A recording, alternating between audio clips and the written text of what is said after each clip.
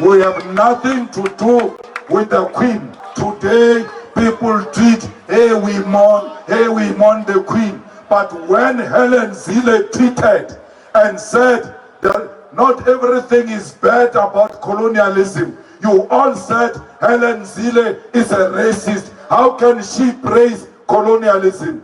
By mourning and praising the Queen, you are celebrating colonialism.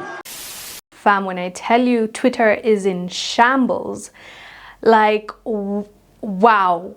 People are arguing with one another. People have strong opinions on this.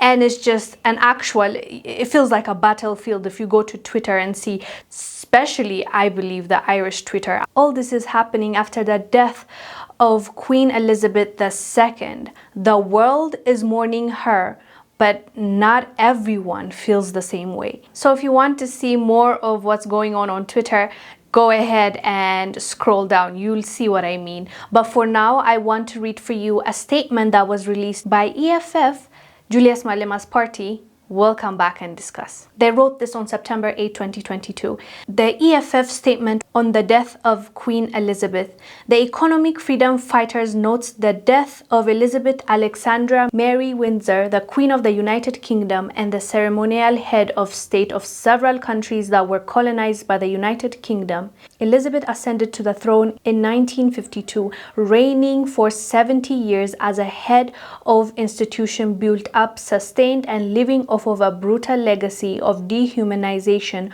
of millions of people across the world. We do not mourn the death of Elizabeth because to us, her death is a reminder of a very tragic period in this country and Africa's history. Britain, under the leadership of the royal family, took over control of this territory that would become South Africa in 1795 from Batavian control and took permanent control of the territory in 1806. From that moment onwards, native people of this land have never known peace, nor have they ever enjoyed the fruits of the riches of this land.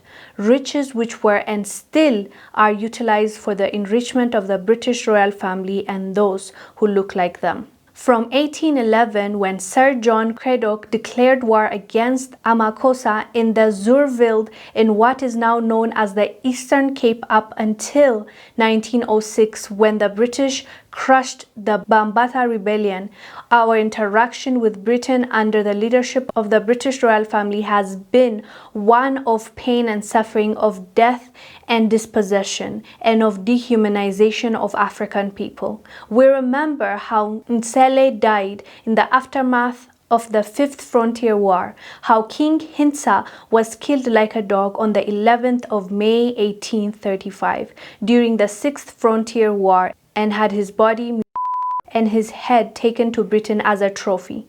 It was also the British royal family that sanctioned the actions of Cecil John Rhodes, who plundered this country, Zimbabwe and Zambia.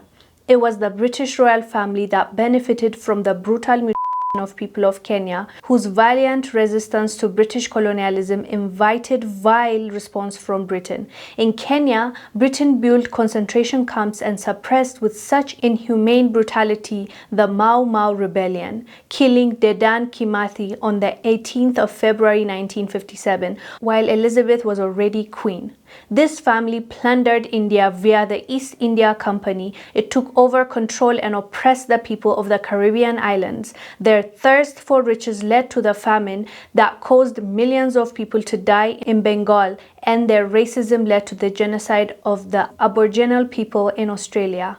Elizabeth Windsor, during her lifetime, never acknowledged these crimes that Britain and her family in particular perpetrated across the world. In fact, she was a proud flag bearer of these atrocities because during her reign, when the people of Yemen rose to protest against British colonialism in 1963, Elizabeth ordered a brutal suppression of that uprising. During her 70-year reign as queen, she never once acknowledged the atrocities that her family inflicted on native people that Britain invaded across the world. She willingly benefited from the wealth that was attained from the exploitation and murder of millions of people across the world. The British royal family stands on the shoulders of millions of slaves who were shipped away from the continent to serve the interests of racist white capital accumulation, at the center of which lies the British royal family. If there is really life and justice after death, may Elizabeth and her ancestors get what they deserve. Issued by the Economic Freedom Fighters. Whew, that was a lot to read. But surprisingly, this is not the toughest statement I read or tweet. The Irish Twitter, when I tell you, are out there celebrating, like literally. Go ahead and check it out. But I've also noticed when people from Africa, like Mugabe when he died, or Gaddafi when he died, journalists and Western media and governments were celebrating it, were calling them out, were saying, how are you sad or mourning for this men when they're dying, when, they're dictators, they're this and that.